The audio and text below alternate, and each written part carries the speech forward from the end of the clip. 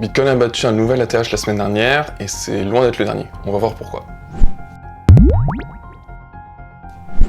Globalement, Bitcoin suit une courbe exponentielle depuis sa création. Et pour comprendre pourquoi, il faut reprendre les bases de l'économie et refaire la généalogie de l'argent. Parce que si on ne comprend pas comment fonctionne l'argent, on ne peut pas comprendre le rôle de Bitcoin.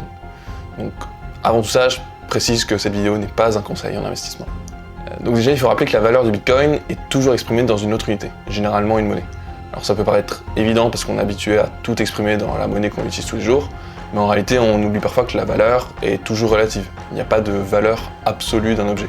On valorise tout par rapport à autre chose. Par exemple, 1 litre d'essence vaut 1,60 €. Donc on a l'essence d'un côté et l'euro de l'autre. Vous allez comprendre pourquoi je dis ça après. Donc comment on en est arrivé à avoir une monnaie commune?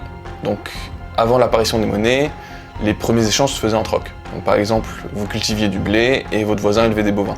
Donc si votre voisin voulait du blé et que vous vouliez de la viande, alors vous l'échangez en vous mettant d'accord sur des quantités que vous considériez équivalentes. Sauf que c'est pas pratique du tout dans l'application. Parce que ça voulait dire qu'il faut tomber sur quelqu'un qui avait ce que vous voulez et qui voulait ce que vous aviez. Tout ça au même moment. Donc à moins que vous vouliez consommer uniquement ce qu'avait votre voisin ou faire du porte-à-porte avec votre marchandise, il va falloir trouver un autre moyen globalement. Donc petit à petit, on a commencé à utiliser des objets qui étaient reconnus par tout le monde comme ayant de la valeur. Donc les premiers c'était des coquillages, du sel et notamment l'or.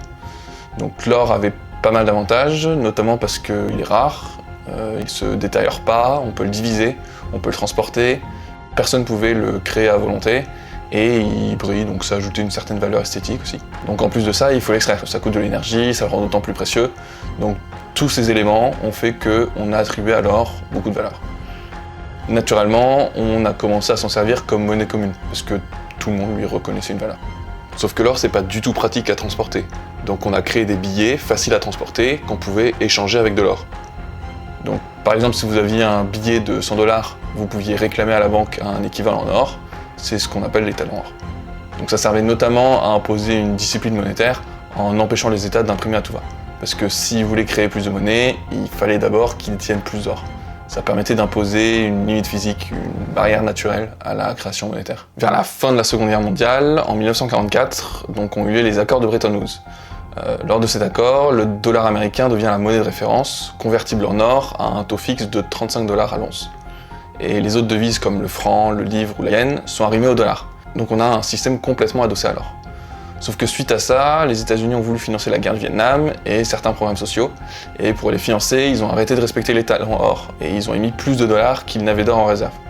Sauf que les autres pays ont bien fini par comprendre qu'il y avait trop de dollars en circulation par rapport à l'or en réserve. Et donc une fois qu'on a compris ça, il vaut mieux se dépêcher de convertir sa monnaie en or avant que les réserves des États-Unis ne soient vides et que tout le monde s'en rende compte et ne vienne chercher son or. C'est notamment ce qu'a fait le général de Gaulle en accusant les États-Unis de vivre à crédit sur le reste du monde, suite à quoi il a envoyé un énorme cargo aux États-Unis pour récupérer de l'or. Sauf qu'au fur et à mesure que d'autres pays réclament leur or, les réserves ne suivent plus en 71 et Nixon met fin à la convertibilité des dollars en or. Donc à ce moment-là, toutes les monnaies sont devenues flottantes, c'est-à-dire qu'elles ne sont plus adossées à rien, elles sont basées uniquement sur la confiance qu'on leur donne, et c'est d'ailleurs pour ça qu'on appelle ça une monnaie fiat, c'est parce que fiat en latin, ça signifie qu'il en soit ainsi. Donc chaque devise évolue librement en fonction de l'offre et la demande, influencée notamment par les décisions de la banque centrale du pays. Donc cette banque centrale, elle contrôle la politique monétaire. Ça signifie que c'est elle qui crée la monnaie et surtout c'est elle qui fixe les taux d'intérêt directeurs. Donc si vous ne savez pas ce que c'est, les taux d'intérêt c'est le coût de l'argent. Donc autrement dit, quand on emprunte de l'argent, il faut le rembourser mais avec un petit plus. Ce petit plus, c'est ce qu'on appelle l'intérêt. C'est ce que le prêteur gagne pour avoir pris le risque de prêter. Et ce taux-là, c'est la banque centrale qui en fixe les grandes lignes. Donc ce taux directeur, c'est le taux auquel les banques commerciales, dont vous faites partie comme Société Générale, Crédit Agricole, etc., empruntent l'argent à la banque centrale. Et ensuite, les banques prêtent à leur tour aux particuliers, aux entreprises ou même à l'État à des taux un peu plus élevés avec une marge. Donc quand la banque centrale baisse ses taux, tout devient moins cher à financer. Parce que si vous voulez acheter un logement, vous pouvez emprunter à taux réduit. Si vous voulez lancer un projet, le prêt vous coûte moins. Et si l'État veut financer un nouveau programme, ça coûte moins cher aussi. Donc suite à ça, on consomme plus, on investit plus et la croissance repart. Sauf que quand les banques prêtent de l'argent, c'est de l'argent créé de toutes pièces. Donc en faisant ça, on injecte une nouvelle quantité d'argent dans le système. Et quand il y a de plus en plus de monnaie en circulation, ça signifie que la monnaie est de moins en moins rare. C'est ce qui crée l'inflation. Donc comme chaque unité monétaire vaut un peu moins, il en faut plus pour acheter les mêmes choses. Ensuite, quand l'inflation devient trop forte, la Banque centrale fait l'inverse, c'est-à-dire qu'elle remonte les taux d'intérêt pour freiner l'accès au crédit, donc ça ralentit les investissements, et l'idée derrière ça, c'est de ralentir un peu la machine, et notamment l'inflation, parce qu'il faut que la monnaie arrête de perdre trop vite sa valeur pour garder une certaine confiance, notamment la confiance des citoyens, des marchés, des investisseurs, dans cette stabilité de la monnaie. Donc on a plus confiance dans une monnaie qui s'effrite de 1% par an qu'une monnaie qui s'effrite de 8% par an. Donc il faut contenir cette inflation. Ensuite, derrière tout ça, il y a la dette des États. Donc, qu'est-ce que c'est en détail la dette? La dette, c'est quand quelqu'un, de manière générale, vous, une entreprise, un État, dépense plus qu'il ne gagne grâce à l'emprunt. Mais donc, contrairement à vous et moi qui allons mourir, et à qui on ne veut pas prêter indéfiniment, c'est pas le cas d'un État qui peut emprunter quasiment en permanence, tant qu'on a confiance en ce qu'il fait et sa capacité à rembourser ses intérêts. Donc l'État va emprunter pour financer ses dépenses, que ce soit sur les routes, l'éducation, la santé, et pour emprunter, il émet des obligations. Donc ces obligations, c'est des promesses écrites, c'est-à-dire que l'État s'engage à rembourser une somme d'argent à une date précise dans le futur, en versant régulièrement des intérêts pendant toute la durée du prêt. Donc ces titres, ils sont achetés par des banques, des assurances, des particuliers, des fonds d'investissement, d'autres États. Et donc si vous achetez une obligation d'État, vous prêtez de l'argent à un État en échange d'un rendement fixé à l'avance. Donc c'est un contrat. Donc l'État s'engage à vous verser des intérêts réguliers, puis vous rembourse le capital à une date définie. Sauf qu'en pratique, les États disposent rarement des ressources suffisantes pour rembourser l'intégralité de leurs dettes à échéance. Et en fait, elles choisissent donc de refinancer ces dettes par l'émission de nouvelles obligations, et donc c'est ce qu'on appelle rouler la dette. Et ce mécanisme, il tourne en boucle, année après année, et tant que les investisseurs continuent d'accorder leur confiance, et que les intérêts ne s'envolent pas, ça peut fonctionner.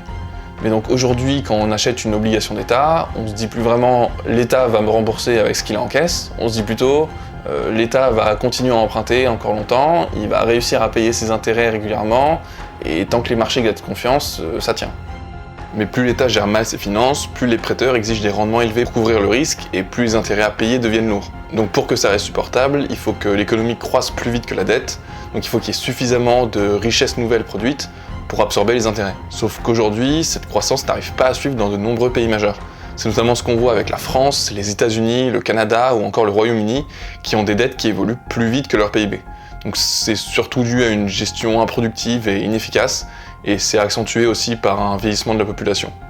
Et donc plus cette difficulté à rembourser ses intérêts grandit, plus la confiance commence à vaciller, et plus la confiance vacille, plus les intérêts que les prêteurs exigent montent, et plus les intérêts exigés montent, plus il est difficile de rembourser ces intérêts, ce qui forme une sorte de cercle vicieux, c'est ce qu'on appelle une trappe à dette.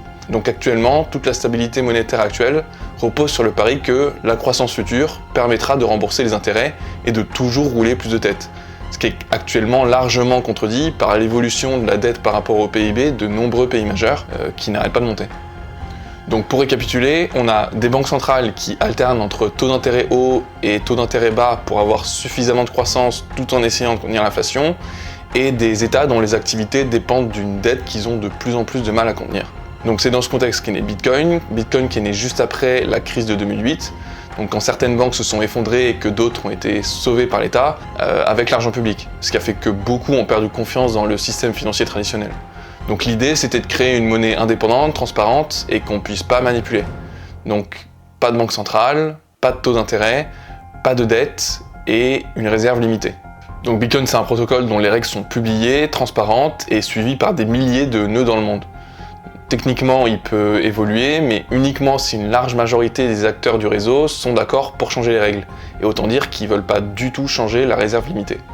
Donc, ok, les monnaies fiat reposent sur un équilibre fragile, mais la question c'est pourquoi Bitcoin s'apprécierait plus que les monnaies fiat. Donc, pour déterminer ça, il faut étudier l'offre et la demande pour les monnaies fiat et l'offre et la demande pour Bitcoin. Donc, du côté de Bitcoin, l'offre elle est totalement connue et maîtrisée. Donc, c'est un modèle déflationniste avec 21 millions d'unités maximum, pas une de plus. Actuellement, il y en a déjà 19,89 millions émis, donc ça représente 80% des bitcoins qui sont déjà émis. Et cet agenda d'émission, il est gravé dans le protocole, il y a une réduction gravée tous les 4 ans, c'est ce qu'on appelle le halving. Donc on sait combien de bitcoins seront en circulation dans 1 an, 10 ans, 50 ans, et absolument personne ne peut appuyer sur un bouton pour en créer davantage. Du côté de l'offre, sur les monnaies fiat, elles sont créées selon l'équilibre qu'essaye de maintenir la Banque centrale entre inflation et croissance. Pour vous donner un ordre d'idée, depuis 50 ans, le dollar a perdu en moyenne entre 2 et 3% de sa valeur chaque année. Ça veut dire qu'en cumulé, sur un demi-siècle, les prix ont été multipliés par 5,8. Ce qui veut dire que le pouvoir d'achat de 1 dollar a fondu de plus de 80%. Et plus le temps passe, plus l'écart se creuse entre les deux. Donc d'un côté, on a une rareté programmée inviolable, de l'autre, on a une dilution permanente qui est nécessaire au relancement de l'économie sur le modèle actuel. Parce que sans cette dilution qui est causée par des taux d'intérêt bas, les États font faillite parce que la croissance ne suit plus. Ensuite, du côté de la demande, les monnaies fiat comme Bitcoin reposent sur la confiance des utilisateurs.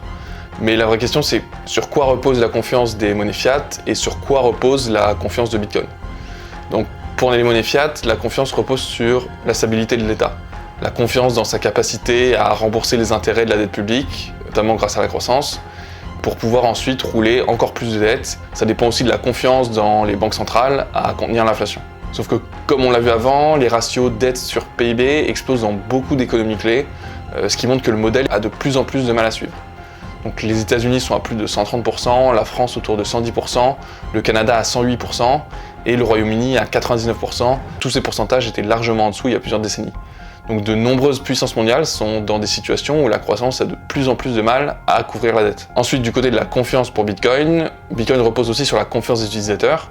Et cette fois, c'est une confiance qui est basée sur la solidité du protocole, qui est resté inviolé pendant 17 ans et qui a une émission connue à l'avance avec réserve limitée. Donc les transactions sont validées par des milliers de nœuds répartis partout sur la planète et ils doivent s'accorder pour faire fonctionner le système.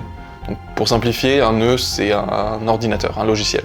Donc il n'y a aucune entité qui peut prendre le contrôle et changer les règles puisqu'il y a des milliers de nœuds partout dans le monde. En plus de ça, c'est un actif qui est assez récent, il est encore méconnu d'une immense partie de la population mondiale, donc il reste un potentiel de liquidité entrant qui est encore énorme contrairement aux monnaies fiat qui sont déjà installées.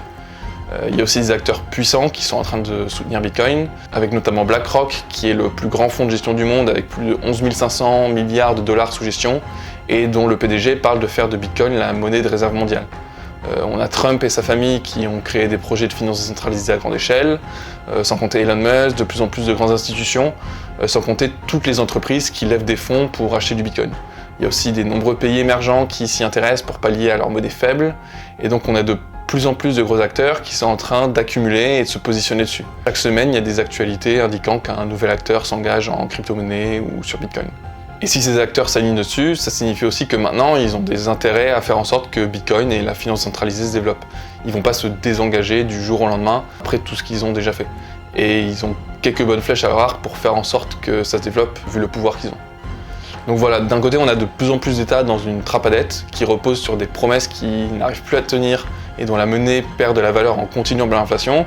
Et de l'autre, on a un protocole encore méconnu d'une grande partie de la population qui jusqu'ici, en 17 ans, a été hyper résilient, indépendant, avec une réserve limitée et qui est soutenu par de plus en plus d'acteurs puissants et qui attire chaque jour de nouveaux investisseurs dans le monde entier. Donc trouver un scénario crédible où Bitcoin ne s'apprécie pas sur le long terme, c'est vraiment de plus en plus difficile à trouver. Il peut corriger, ralentir ou stagner, son essor silencieux prendra la main, récompensant tous ceux venus glaner une poignée de Satoshi sur leur chemin. Bon, je sais que c'est une vidéo très riche en informations, il y a plusieurs notions qui pourraient faire l'objet d'une vidéo entière, mais ça permet de donner une vue d'ensemble de pas mal d'interactions économiques et comment Bitcoin s'inscrit dedans. Donc je préfère nuancer aussi, évidemment, vous ne deviendrez pas riche rapidement grâce à Bitcoin, pas vous faire miroiter ça. C'était peut-être le cas il y a 12 ans, mais plus on avance, moins il est volatile.